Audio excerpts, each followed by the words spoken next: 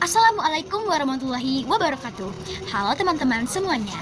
Saya akan membahas materi konsep dasar anak usia dini yang berjudul Hakikat Belajar dan Pembelajaran Anak Usia Dini. Sebelumnya, marilah kita perkenalkan terlebih dahulu. Perkenalkan, nama saya Salwa Salsabila dengan NIM 06141282429048. Baiklah, pada hakikat belajar dan pembelajaran anak usia dini, saya akan menjelaskan dua hal yang terpisah, yaitu belajar dan pembelajaran. Langsung saja, yang pertama yaitu pengertian belajar. Belajar adalah suatu proses di mana seseorang memperoleh pengetahuan, keterampilan, sikap, dan nilai-nilai baru sebagai hasil dari pengalaman, observasi, atau instruksi. Kegiatan belajar juga dimaknai sebagai interaksi individu dengan lingkungannya. Di dalam konteks anak usia dini, belajar merupakan proses alami yang terjadi melalui eksplorasi, interaksi dengan lingkungan, serta stimulasi dari orang dewasa dan teman sebayanya. Anak usia dini ini memperoleh pembelajaran dari lingkungan sekitarnya dan pengalaman langsung. Di sini saya akan menampilkan karakteristik belajar anak usia dini. Yang pertama yaitu belajar melalui bermain. Bermain adalah cara utama anak memahami dunia di sekitarnya. Anak-anak belajar dengan cara yang menyenangkan, yaitu melalui bermain. Aktivitas bermain memungkinkan anak untuk mengeksplorasi, berinteraksi, dan belajar dengan cara yang alami. Pembelajaran yang melibatkan permainan dapat meningkatkan motivasi dan minat anak dalam belajar. Oke, selanjutnya yang kedua yaitu belajar secara bertahap dan sesuai dengan perkembangan. Di setiap anak itu belajar sesuai dengan tahapan perkembangan mereka. Tidak bisa dipaksakan untuk memahami sesuatu sebelum mereka siap. Pembelajaran juga harus disesuaikan dengan tahap perkembangan anak. Ini berarti bahwa kegiatan belajar harus sesuai dengan usia dan kemampuan anak, serta menantang mereka untuk berkembang lebih jauh. Di sini saya akan memberi contoh, yaitu anak itu tidak bisa langsung membaca sebelum mengenal huruf terlebih dahulu. Yang ketiga yaitu belajar dari pengalaman langsung. Anak-anak belajar dari pengalaman langsung, mereka cenderung lebih memahami dan mengingat informasi yang diperoleh melalui pengalaman nyata dibandingkan dengan hanya mendengarkan penjelasan. Oleh karena itu, penting untuk memberikan kesempatan kepada anak-anak untuk belajar melalui eksplorasi dan percobaan. Selanjutnya, menggunakan seluruh indera atau multisensory learning. Dalam proses belajar, anak-anak menggunakan semua indera mereka. Pembelajaran yang melibatkan berbagai alat dan media dapat membantu anak untuk memahami dan mengingat informasi dengan lebih baik. Misalnya, kegiatan yang melibatkan penglihatan, pendengaran, dan sentuhan dapat memperkaya pengalaman belajar anak. Contohnya di sini, anak lebih mudah mengenali bentuk dan tekstur benda jika mereka bisa menyentuhnya. Jadi mereka bisa belajar dari menyentuh. Oke, selanjutnya itu bersifat holistik atau menyeluruh. Holistik berasal dari kata holos dalam bahasa Yunani yang berarti keseluruhan. Dalam konteks pembelajaran anak usia dini, pendekatan holistik itu berarti bahwa proses belajar tidak hanya fokus pada satu aspek saja. Contohnya itu seperti akademik atau kognitif. Ini juga tetapi mencakup seluruh aspek perkembangan secara seimbang dan menyeluruh, yaitu fisik motoriknya, bahasanya, sosial emosionalnya.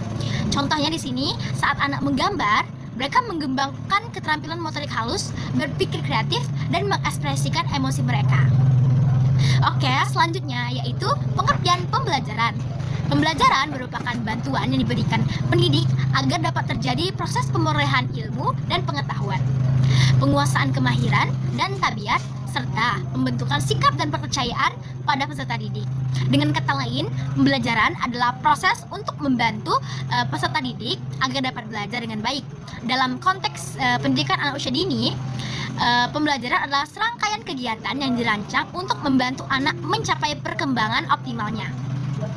Dalam pendidikan anak usia dini, pembelajaran harus dirancang sesuai dengan tahap perkembangan si anak dan dilakukan secara menyenangkan agar mereka tetap termotivasi untuk belajar. Baiklah, di sini saya akan menampilkan dan juga menjelaskan komponen dalam pembelajaran anak usia dini. Di sini terdapat 5 komponen. Yang pertama itu ada tujuan. Tujuan pembelajaran menetapkan apa yang ingin dicapai dalam proses pembelajaran anak usia dini. Tujuan pembelajaran menetapkan apa yang dicapai dalam proses belajar anak usia dini. Di sini harus sesuai dengan tingkat perkembangan anak. Itu mencakup aspek kognitif, sosial emosional, motorik, bahasa, dan moral. Selanjutnya yang kedua ada materi. Materi pembelajaran haruslah relevan dengan kehidupan anak dan sesuai dengan tahapan perkembangan mereka. Materi harus bersifat konkret, menarik, dan mudah. Harus mencakup aspek perkembangan anak, itu seperti kognitif. Dari kognitif ini contohnya itu mengenal angka, bentuk, warna, dan pola. Dan selanjutnya ada bahasa. Bahasa ini mengenal huruf, mendengar cerita, dan berbicara dengan teman sebayanya. Selanjutnya motorik kasar dan halus. Contohnya itu berlari, melompat, menggambar, dan mewarnai. Dan terakhir ada sosial emosional, yaitu belajar berbagi, bekerja sama, dan mengenal emosi. Yang ketiga itu metode. Agar pembelajaran lebih efektif dan menarik, diperlukan metode yang sesuai dengan karakteristik anak usia dini. Metode yang digunakan haruslah sesuai dengan karakteristik anak usia dini.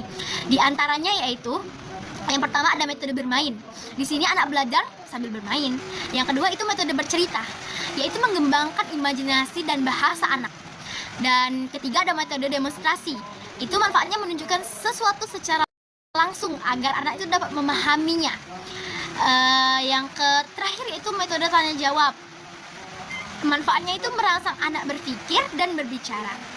Ada juga metode proyek. Di sini memberikan pengalaman belajar yang nyata dan bermakna bagi anak. Komponen selanjutnya itu ada keempat media, alat bantu yang digunakan untuk menyampaikan materi pembelajaran. Media yang digunakan harus interaktif dan sesuai dengan usia anak agar pembelajaran lebih efektif.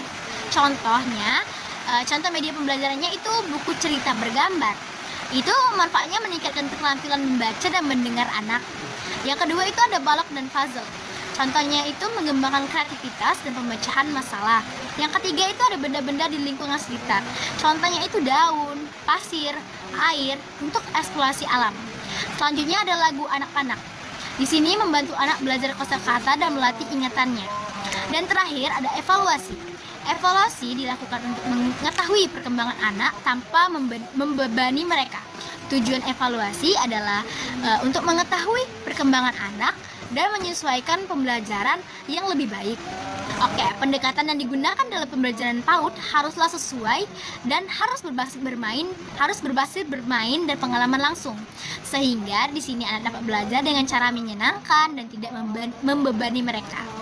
Guru atau pendidik dan orang tua berperan sebagai fasilitator yang memberikan stimulasi serta lingkungan yang mendukung pertumbuhan dan perkembangan anak secara optimal.